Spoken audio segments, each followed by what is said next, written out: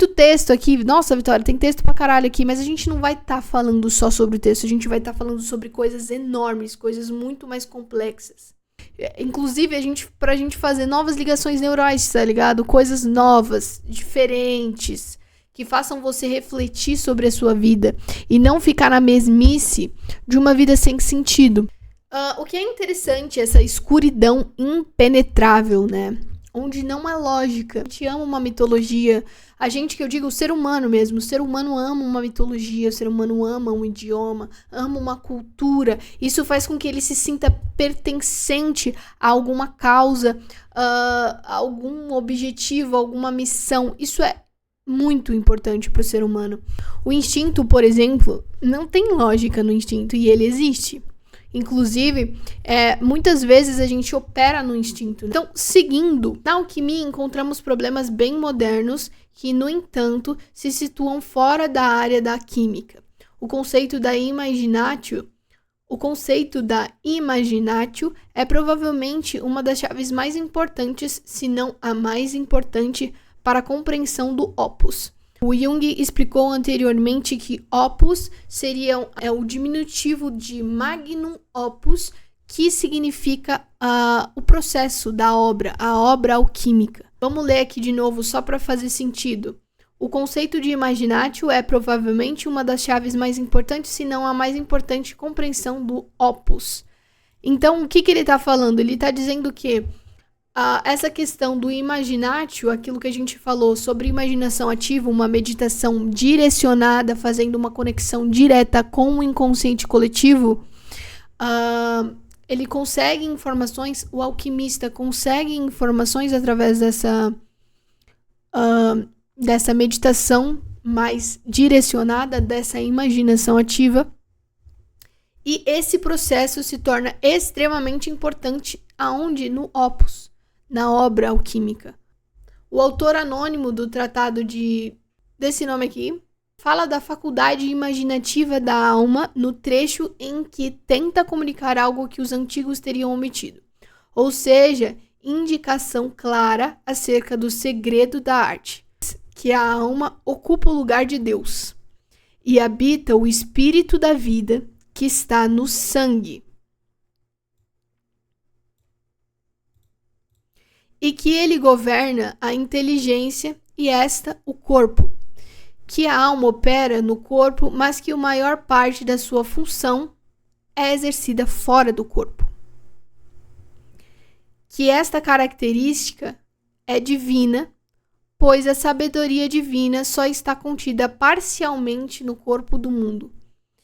Em sua maior parte, ela está fora e imagina coisas muito mais elevadas do que o corpo do mundo pode conceber. Essas coisas estão além da natureza e são os próprios mistérios de Deus. A gente sabe que Deus tem essa capacidade porque caso ele não tivesse, nem o universo, muito menos esse diálogo, estaria acontecendo. O próprio planeta, o próprio sistema solar já revela algo que não tem lógica, pelo menos não pela humana. É outra força que coordena esses planetas. É outra força, não a humana. Cara, óbvio que não. Nós somos dependentes da matéria. Nós somos dependentes da Terra. A gente vai continuar nesse texto que vai ficar muito interessante. Cada vez mais interessante, gente. A alma é um exemplo disso. Ela também imagina muitas coisas profundíssimas fora do corpo. A semelhança de Deus.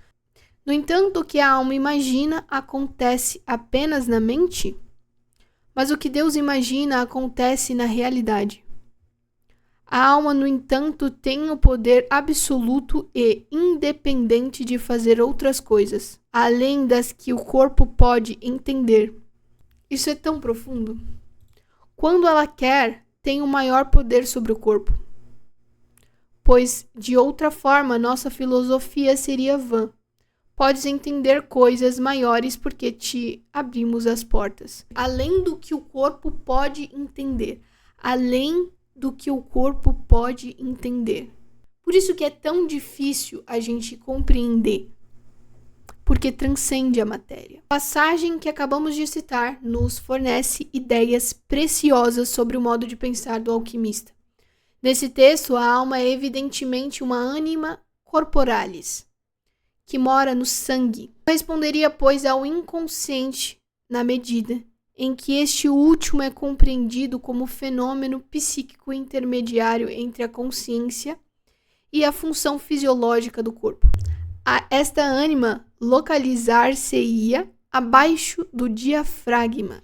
Por outro lado, ela é também ministro de Deus, vice-rei e uma analogia do Deus Criador. Há pessoas que sentem a necessidade de colocar um supraconsciente ao lado ou acima do inconsciente, ao qual não podem conceber senão como um subconsciente. Tais hipóteses não preocupam os nossos filósofos.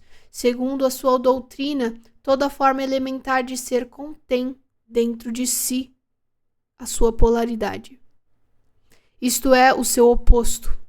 Com isso, adiantaram-se a problemática psíquica dos opostos. Nesse contexto, o autor diz algo de importante acerca do elemento ar. O ar é um elemento puro, não alterado, o mais digno da sua espécie, particularmente leve e invisível, mas interiormente pesado, visível e sólido. Nele está incluído o Espírito do Altíssimo, que se movia sobre as águas antes da criação, segundo o testemunho das Sagradas Escrituras, e ele voou nas asas dos ventos. Neste elemento estão integradas todas as coisas pela imaginação do fogo. A fim de podermos compreender tais afirmações, temos que livrar-nos de todas as ideias modernas sobre a constituição de um gás e concebê-las como puramente psicológicas. Trata-se, nesse caso, da projeção dos pares de opostos, tais como leve, pesado, visível, invisível. Acontece que a identidade dos opostos é a característica de todo o fato psíquico no estado inconsciente.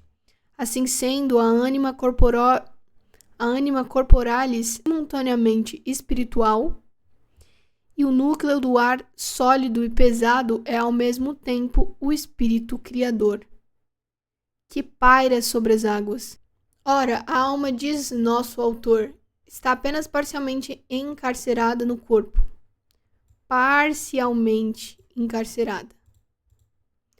Como Deus está apenas parcialmente confinado no corpo do mundo. Se despojarmos tal afirmação do seu caráter metafísico, seu significado é de que a alma só se identifica parcialmente com a nossa existência empírica consciente.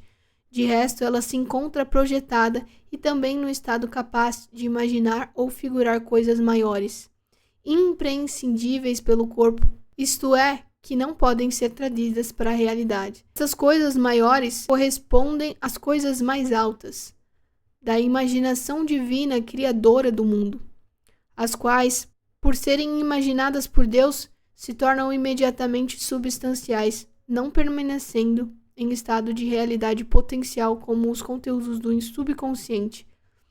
Observando de que a alma, apesar de tudo, tem um poder maior sobre o corpo, torna evidente que essa atividade extra-corpus da alma se refere ao opus, a obra alquímica. Se assim não fosse, a filosofia ou a arte régia nada seriam. Tu podes, diz o autor, conceber a coisa maior. Por isso, teu corpo pode torná-la realidade que ajuda a arte, se Deus permitir, sendo esta fórmula constante na alquimia. O imaginário, tal como entendiam os alquimistas, é na verdade uma chave que abre a porta para o segredo do opus. A chave que abre a porta do segredo do opus. Sabemos agora que se trata de representar e realizar a coisa maior, que a ânima, como ministro de Deus, imagina criativamente e extra-naturam. Em linguagem mais moderna, dir-se-ia que se trata de uma concretização de conteúdos do inconsciente, que são extra-naturam, não pertencendo ao nosso mundo empírico, são a priori de caráter arquetípico. O lugar ou o meio desta realização não é nem a matéria, nem o espírito, mas aquele reino intermediário da realidade sutil que só pode ser expresso adequadamente através do símbolo. O símbolo não é nem abstrato, nem concreto, nem racional, nem irracional, nem real, nem irreal. É sempre as duas coisas. A nobre questão daquele que foi segregado, daquele que foi escolhido e predestinado por Deus desde as suas origens. E quando a gente fala da fisicalidade, a gente está falando do chakra também. E ao mesmo tempo a gente está falando do espiritual também. E quando a gente fala de uma obra alquímica, todas essas coisas estão envolvidas. A alma, o corpo e o espírito. Imagina algo tão grande que transcende a ponto de estar equilibrado o corpo e o espírito. Imagina esse estado de plenitude onde um indivíduo consegue estar equilibrado tanto no corpo quanto no espírito. Deve ser um prazer imenso, porque, como eu disse, existe uma obscuridade, existe o mistério da realidade. Mistério que foi mencionado e que ele não pode ser descartado. Algumas pessoas se corroem por dentro por não conseguirem controlar. Outras pessoas surfam nesse mistério. Fato é que ele existe. E mesmo quando um indivíduo consegue transcender a matéria ou equilibrar a matéria e o espírito dentro de si, ele ainda não tem a resposta toda completa sobre o mistério da vida. Eu espero que você tenha gostado, que você tenha entendido. Agora que a gente está nessa pegada de experiência extracorpóreas, eu quero saber como foi para você alguma experiência extracorpórea que você teve já. Comenta aqui embaixo e até a próxima.